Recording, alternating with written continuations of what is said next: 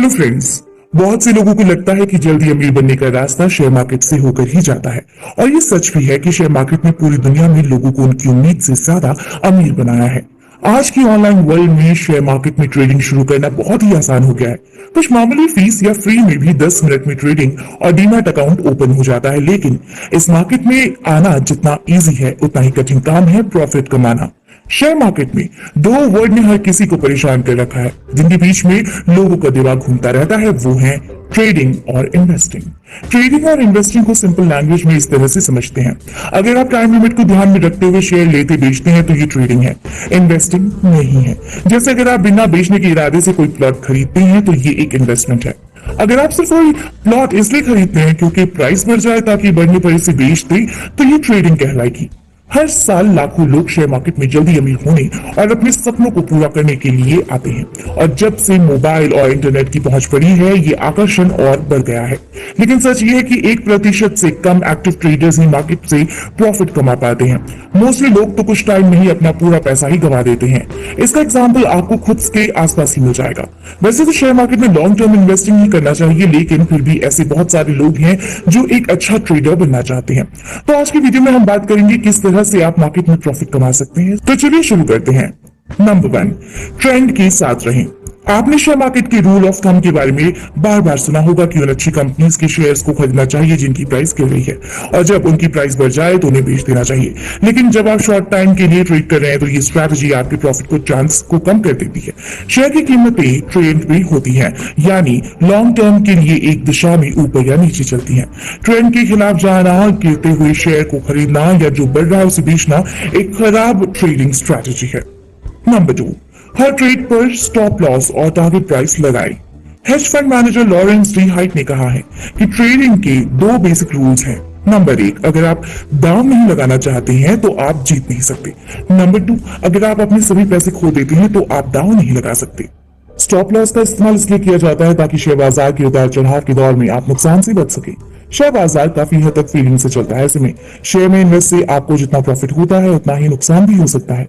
Stop loss इसी नुकसान को कम करने का तरीका है। स्टॉप लॉस लगाने का एक फायदा ये भी है कि अगर आप रेगुलरली ट्रेडिंग नहीं करते और अपने इन्वेस्ट को रेगुलर मॉनिटर नहीं कर सकते तो ये आपके लिए फायदेमंद साबित हो सकता है। स्टॉप लॉस आपके पूरे पैसे को खोने से बचा सकता है। अब ये समझते हैं कि टारगेट प्राइस क्या होता है। मान लीजिए आप एक कंपनी का शेयर खरीदना चाहते हैं। अब इसकी प्राइस 100 रुपए है। आपको लगता है कि इसकी प्राइस बढ़कर 120 रुपए हो जाएगी। इसका मतलब ये है कि आपने 100 रुपए की प्राइस पर एक के शेयर को 120 रुपए की टारगेट प्राइस के साथ खरीदा है। आप 120 रुपए की प्राइस पर पहुंचने पर इस शेयर को बेचकर प्रॉफिट हासिल कर सकते हैं। इस शेयर में किसी वजह से गिरावट भी आ सकती है। इसकी प्राइस 100 रुपए से कम होने पर आपको नुकसान उठाना पड़ेगा। नुकसान से बचने के लिए आपको स्टॉप लॉस लगाना है। मान लीजिए इस शेयर के मामले में आपको 90 रुपए की प्राइस पर स्टॉप लॉस लगाया है। इसका मतलब ये हुआ कि किसी वजह से एक शेयर में कमजोरी आने पर जब प्राइस 90 रुपए आएगी तो ये शेयर आप अपने आप सेल हो जाएगा। आपको ये पता करना चाहिए कि आप किसी भी ट्रेड पर अपनी ट्रेड की पूंजी का 1% से अधिक न खोएं। नंबर 3, एवरेजिंग डाउन से बचें। हाल ही में यस बैंक के शेयर में बहुत से लोगों को बहुत ज्यादा नुकसान उठाना पड़ा है, क्योंकि 350 रुपए से ये शेयर जैसे जैसे नीचे गिरना शुरू हुआ लोगों ने बिना सोचे समझे ज्यादा शेयर खरीदना शुरू किया। जब आप स्टॉक खरीदते हैं और प्राइस गिरने पर और खरीदते हैं, ये उम्मीद रख के कि एक दिन शेयर दोबारा अपनी पुरानी वाली प्राइस तक पहुंच जाएगा, लेकिन उम्मीद रियल में एक ट्रेडिंग स्ट्रैटेजी नहीं है। स्टॉक की कीमतें ट्रेंड में रहती हैं और एवरेज करने के लिए अधिक खरीदना शायद 1-2 बार काम कर सकता है, लेकिन आमतौर पर लंबे टाइम में ये पैसे खोने की स्ट्रैटेजी है। गिरते हुए स्टॉक को ज्यादा खरीदकर आप एक ट्रेडिंग गलती को ठीक करने की कोशिश कर रहे हैं, जिससे स्टॉप लॉस होने से बचा जा सकता है। इससे भी बुरा है कि किसी स्टॉक को एवरेज करने के लिए छोटे ट्रेडर्स आमतौर पर उन शेयर्स को बेच देते हैं जहां उन्हें प्रॉफिट हो रहा है। कम से कम जब आप शेयर्स पर एवरेज करते हैं तो आप उसमें प्रॉफिट होने तक टाइम दे सकते हैं, लेकिन जब आप फ्यूचर और ऑप्शन में ट्रेडिंग करते हैं जिसकी एक्सपायरी के लिए लिमिटेड टाइम होता है तो एवरेज करने की ये स्ट्रैटेजी आपको तबाही के लिए पक्का नुस्खा है। दोस्तों याद रखें, ट्रेडिंग करने के लिए विनर्स को पकड़ना और लूजर को हटा देना चाहिए, जबकि मोस्टली इसके उल्टा करते हैं। छोटे ट्रेडर्स के लिए एवरेज करना सबसे बड़ा मनी डिस्ट्रॉयर है। नंबर 4, लेवरेज और उधार के पैसे शेयर मार्केट में ना लगाएं। लेवरेज आपके पास जितने पैसे हैं उससे अधिक पैसों के साथ ट्रेडिंग करना है।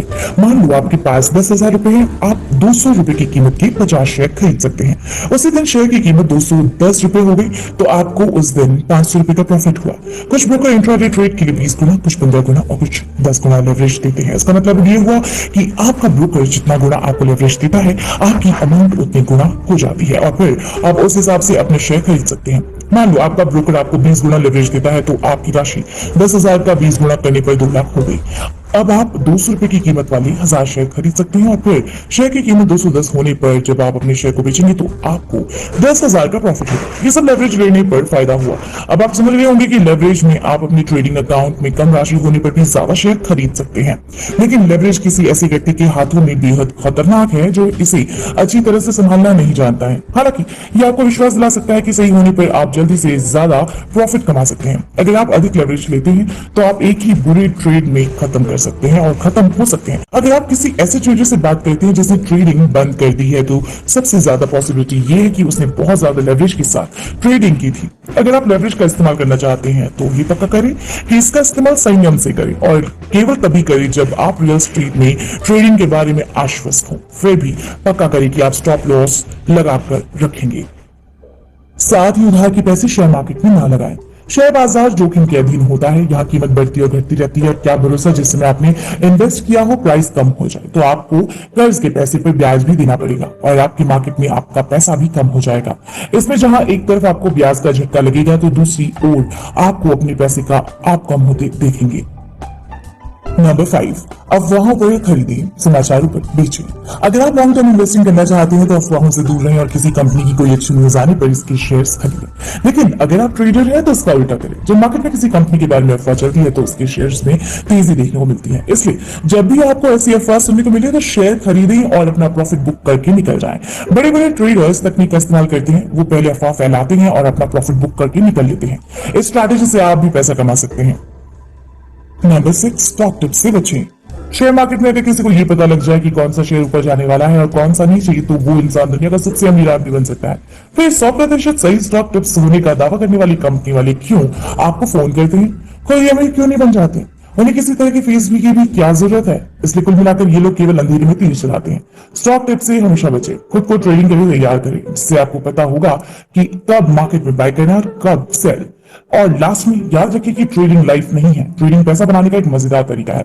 अगर आप इसका आनंद नहीं ले रहे हैं या लगातार पैसे खो रहे हैं तो इसे रोक दें। Please like, share and subscribe our channel.